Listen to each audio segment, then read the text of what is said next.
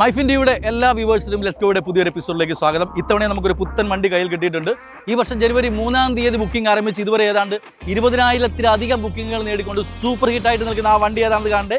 Yes, കണ്ടോളൂ. കിയയുടെ സിറോസിൻ്റെ വിശേഷങ്ങളാണ് ഇത്തവണ നമ്മൾ പറയാൻ പോകുന്നത്.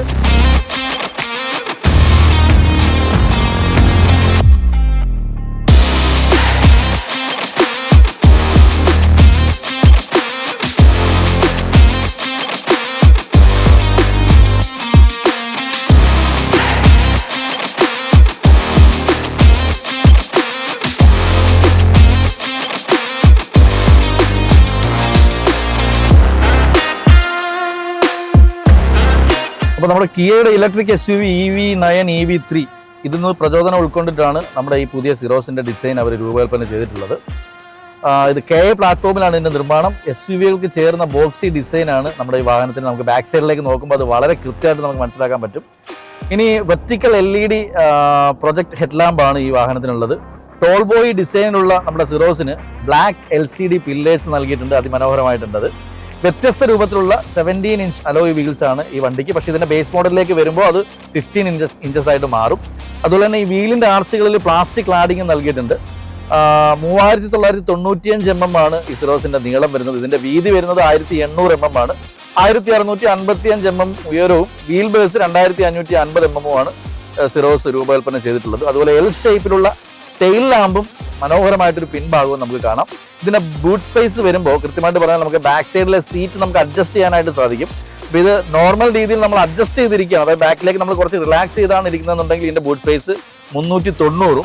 അതല്ല, നമ്മൾ നോർമൽ സ്പേസിലേക്ക് ഇതിനെ സീറ്റ് നമ്മൾ സ്ട്രെയിറ്റ് ആയിട്ട് കൊണ്ടുവരാണെന്നുണ്ടെങ്കിൽ ബൂട്ട് സ്പേസ് 465 ലിറ്റർ വരെ കിട്ടും.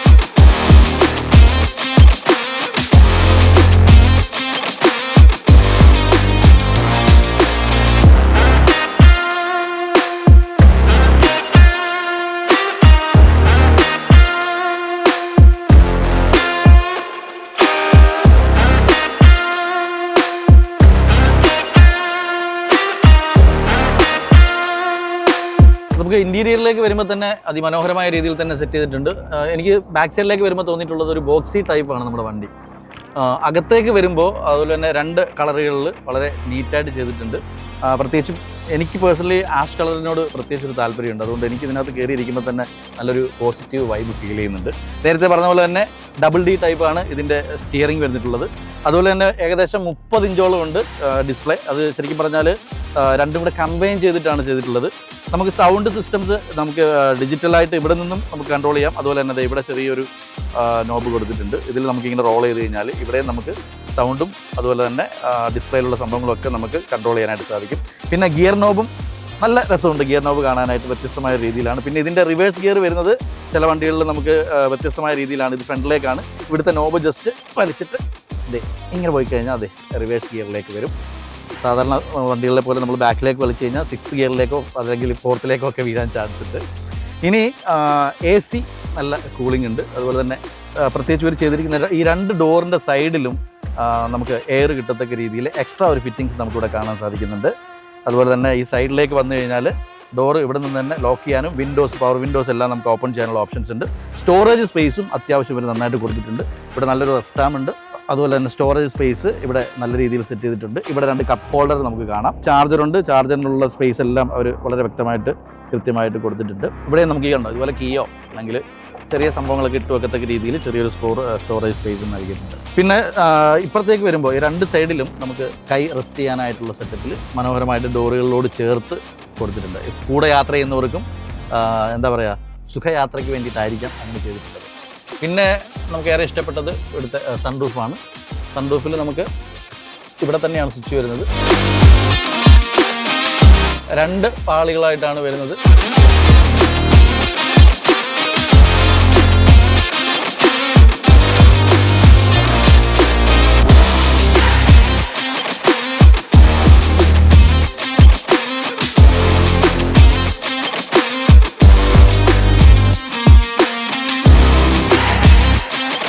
അപ്പോൾ ഇനി കിയയുടെ ഈ സിറോസിൻ്റെ മോഡലുകളെ കുറിച്ച് പറയുകയാണെന്നുണ്ടെങ്കിൽ ടോപ്പ് വേരിയൻ്റ് ആയിട്ട് ഉൾപ്പെടെ മൊത്തം ബേസ് മോഡൽ മുതൽ ടോപ്പ് വരെ 6 വേരിയൻറ്റുകളുണ്ട്.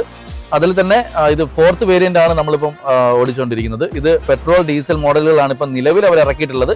ഇനി ഇലക്ട്രിക് മോഡലും അവർ വിപണിയിലേക്ക് ഇറക്കുമെന്ന് കിയ അറിയിച്ചിട്ടുണ്ട്. ഇപ്പോൾ ഇത് 1 ലിറ്റർ ടർബോ ആണ് പെട്രോൾ എഞ്ചിൻ ഉള്ളത്. ഇനി ഡീസലിലേക്ക് വരുമ്പോൾ 1.5 ആയിട്ട് അവർ ഇറക്കിയിട്ടുണ്ട്. പെട്രോൾ എഞ്ചിന് 120 HP പവറും അതുപോലെ തന്നെ 172 Nm ടോർക്കും, ഡീസൽ എഞ്ചിനിലേക്ക് വരുമ്പോൾ 115 HP പവറും 250 Nm ടോർക്കും ഉണ്ട്. ഇനി പെട്രോൾ എഞ്ചിന് 7 speed DCT and 6 speed manual gear ബോക്സുകളാണ് കിയ നൽകിയിരിക്കുന്നതെങ്കിൽ ഡീസൽ എഞ്ചിനിലേക്ക് വരുമ്പോൾ 6 സ്പീഡ് മാനുവലും അതുപോലെ തന്നെ 6 സ്പീഡ് തന്നെ ഓട്ടോമാറ്റിക് ഗിയർ ബോക്സുകളുമാണ് നൽകിയിട്ടുള്ളത്. അപ്പോൾ എല്ലാവർക്കും വണ്ടിയൊക്കെ ഇഷ്ടപ്പെട്ട് കഴിഞ്ഞാൽ പിന്നീട് അറിയേണ്ടത് ഇത് വിലയാണ്. ഇത് നമുക്ക് സ്വന്തമാക്കാൻ പറ്റുമോ, നമ്മുടെ കുക്കിൽ ഒതുങ്ങുമോ എന്നൊക്കെയാണ് അറിയേണ്ടത്. കിയയുടെ സിറോസ് 8.99 ലക്ഷം രൂപ മുതൽ 16.99 ലക്ഷം രൂപ വരെ വിവിധ മോഡലുകളിലായിട്ട് അവർ വിപണിയിൽ ഇറക്കിയിട്ടുണ്ട്.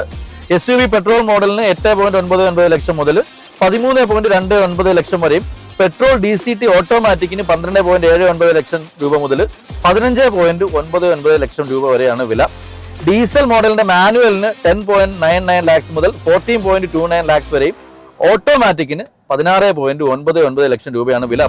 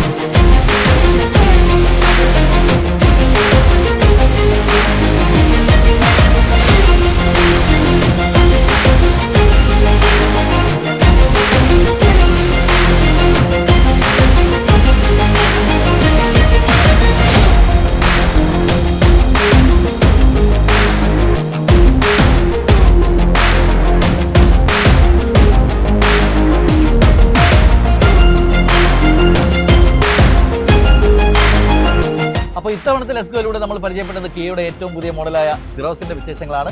മറ്റൊരു പുതുപുത്തൻ വണ്ടിയുടെ വിശേഷമായി നമ്മൾ വീണ്ടും കാണും ലെറ്റ്സ് ഗോയുടെ പുതിയൊരു എപ്പിസോഡിൽ. അതുവരേക്കും ടാറ്റാ.